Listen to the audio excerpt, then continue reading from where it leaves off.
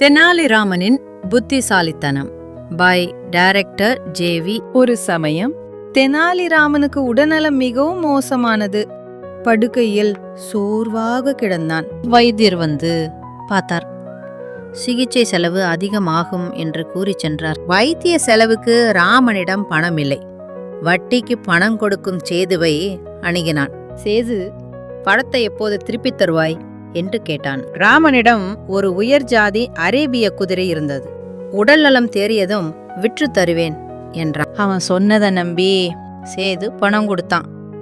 ராம பணத்தை பெற்றுக்கொண்டான். பணம் கிடைத்ததும் தெனாலிராமன் சிகிச்சை பெற்று விரைவில் குணமடைந்தான். மகிழ்ச்சியாக இருந்தான். பல மாதங்கள் கடந்தன. சேதுவுக்கு பணம் வரவில்லை. அவன் கவலையுடன் யோசித்தான். சேது தெனாலிராமனை சந்திக்க புறப்பட்டான். பணம் எங்க என்று கேட்டான். தெனாலிராமன் நன்கு யோசித்தான்.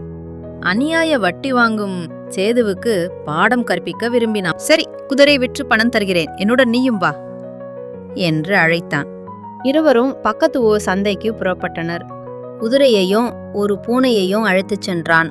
சந்தையில் தெனாலிராமனின் பளபளப்பான குதிரையை பார்க்க பெரிய கூட்டமே கூடியது. அப்போது ஒரு பணக்காரன், உன் குதிரை என்ன விலை என்று கேட்டான். ராமன், குதிரையின் விலை 1 பவுன் தான், இந்த பூனையின் விலைய 500 பவுன் என்றான்.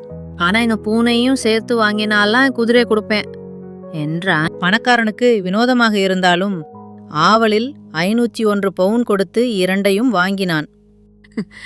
பின் சேதுவிடம் 1 பவுனை மட்டும் கொடுத்தான்.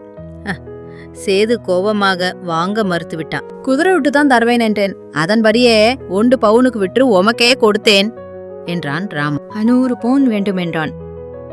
வழக்கு மன்னர் தேவாவிடம் சென்றது. மன்னர் ராமன் செய்தது சரியே என்றார்.